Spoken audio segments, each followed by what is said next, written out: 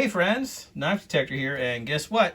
Today we talking knives, okay? But more than that, we talking flea market knives, okay? This is going to be an update on this rare flea market knife I found in Alamo, Texas. So there was this family, and they were from Florida, and they were selling, they had 10 flea market spaces, 10 of them, right next to each other. They had vintage, cast iron tractors. They had trains. They had all kinds of stuff. And then they had these cardboard boxes that were just filled with junk and kitchenware and watches and all kinds of stuff, and mostly broken stuff.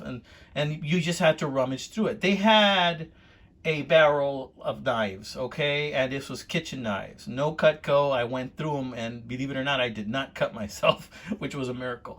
They had so much stuff there that it was just amazing that I was able to spot this guy.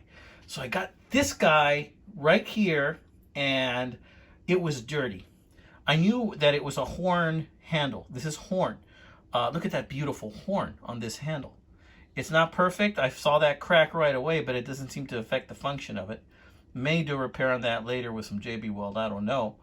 And I just didn't know if this was going to clean up or if even the blades were going to open. The only blade that opened was the main blade. And I bought this for $4 from a really nice lady. And you know what? It cleaned up pretty nice, guys. As you can see, it's got a lot of scratches. So what the heck is this thing? Okay, so let's look at what this is. And we're going to discuss the maker and what little I know of the maker. And if any of you guys know any more information, please give me a clue. Give me a shout out, comment, send me an email, something. Let me know how rare this thing is. But let's take a look at it first. Then we're going to talk about this bag right here. And I'm going to tell you how I paid $40 for these knives.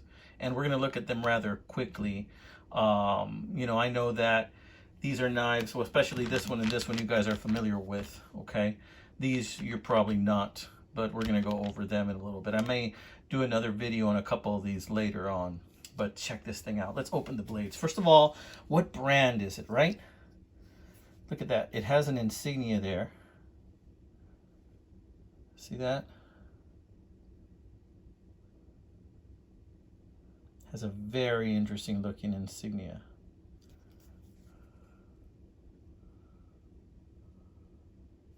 Well, let's read what the tank stamp says. It's J.A. Schmidt and Son. And look at the way Son is spelled. S-O, I think that's a C-H-N-E. Okay. Then on the bottom it says Solingen. It's from Solingen, the land of German steel. Okay. And it's just a gorgeous little knife, rust free. And let me tell you, it was dirty. It was dirty and it was crusty, but not a whole lot of rust, And all in all, this blade is actually in pretty decent shape. I don't know very much about this brand because I looked it up on the internet and I found some comparable knives that were from between 1932 and the 1950s. And that is the emblem for that company.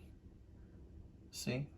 And this company is still operational, except now they make kitchen knives in Germany and scissors and a couple of other things, decanters and stuff like that. Wondering what that symbol is for, if this is an old scout knife or something. Look at that. That looks like a key and an A and a G, which is so freaking awesome. You know why? Because my initials are A and G. Huh. And that is a key symbol. Anybody know what that means? Please let me know. But look at that beautiful horn. I mean, it's just so bright, and I like it so much. But this blade, for being from 1930 to 1950, let's say about between 60 and 80 years old, it snaps, okay? Flathead screwdriver. Rust free. Nice shape, little chip, no big deal. Pretty color. Cleaned it up. Listen to that snap. And it also has a small blade. Now the small blade doesn't snap open. It's pretty rough.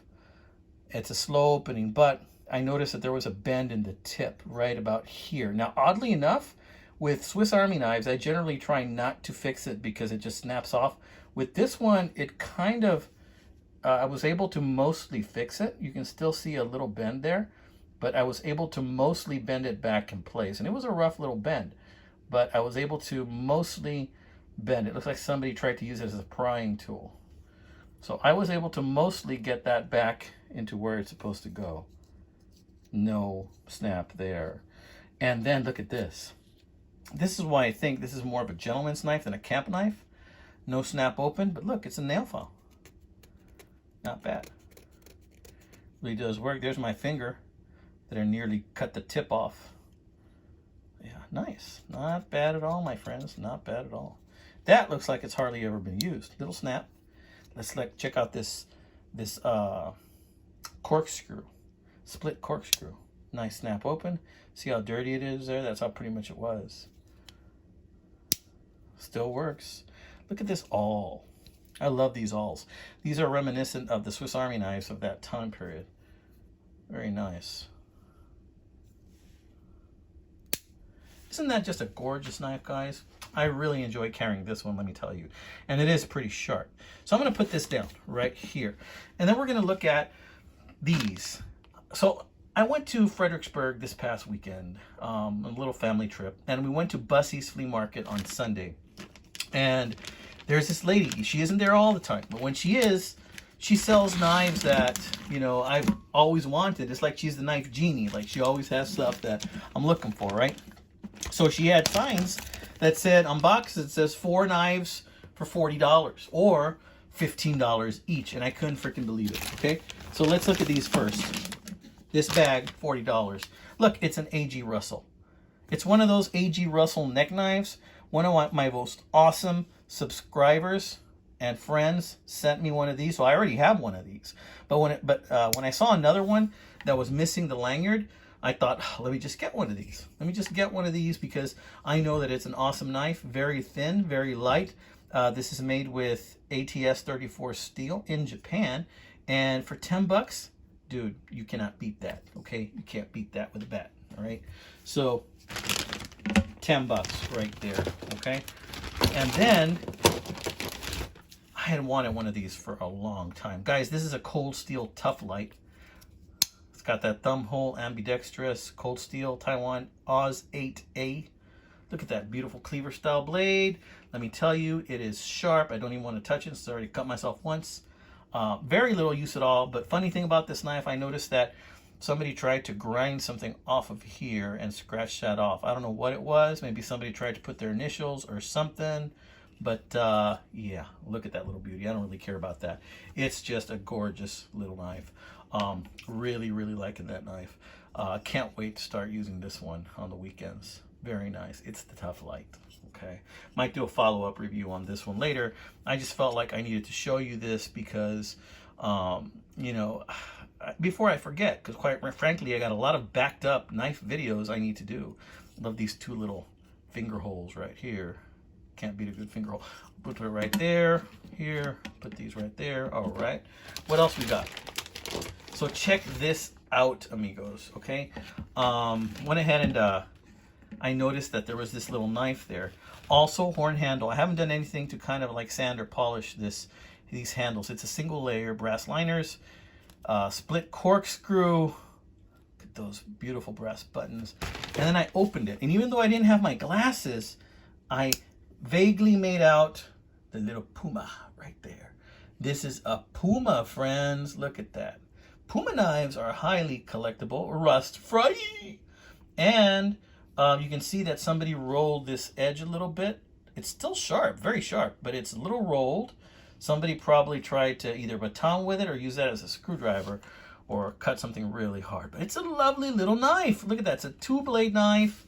Let's see if it has snap.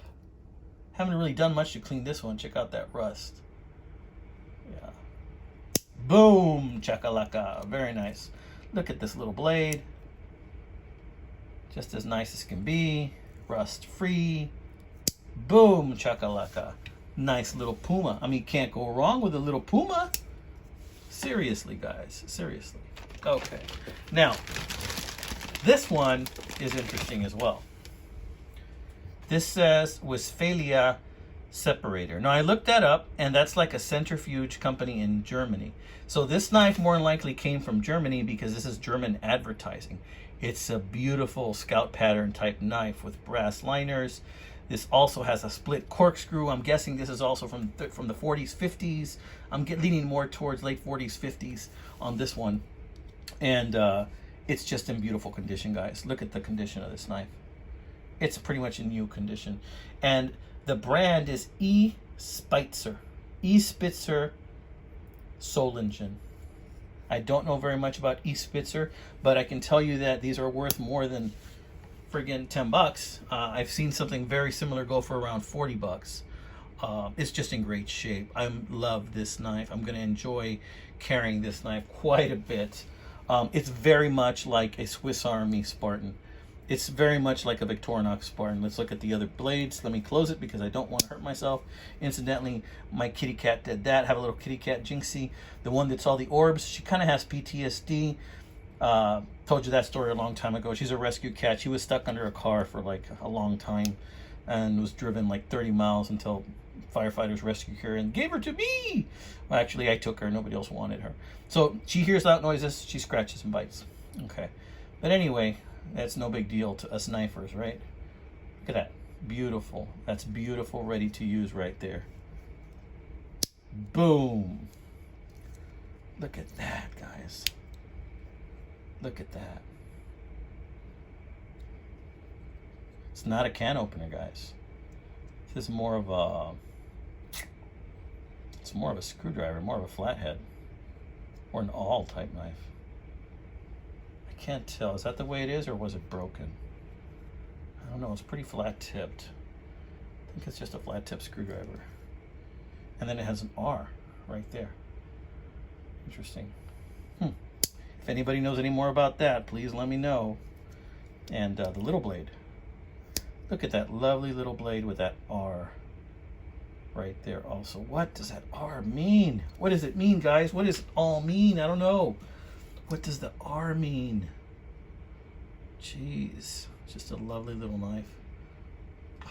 I'm gonna love carrying this one, guys. Nice. Okay. Check out the awl. It's got a little indentation there for the awl. This awl is very much like that other knife's awl. Very similar. Look at that. This has two flat sides. It has a flat side here and a flat side there. And then this is curved. Nice. Look at how clean that is. I mean, for $10, please, thank you very much. I'll take several. But there was only one, and this is a beauty, my friends. All right, amigos, what can I tell you? I scored at the flea market again. You got to be willing to accept these blessings when they come your way, because they don't come around often. And when they do, you got to be ready, because if you don't snap it up, I guarantee you somebody else will, amigos. Somebody else will. All right, buddies and ladies and friends and gentlemen and ladies and all my knifers out there, y'all take care. God bless you, my friends. I wish nothing but good things for you. Sending positive vibes out to you. I hope you get lucky. I hope you find some of these beauties. Go check out those flea markets. Go check out those thrift stores. Check eBay late at night. Enter weird searches. Misspell things on purpose when you're looking for knives. Let's see what happens. You know, you never know. That's how I get lucky sometimes. And we all like getting lucky. All right, guys, take care. Have a good one.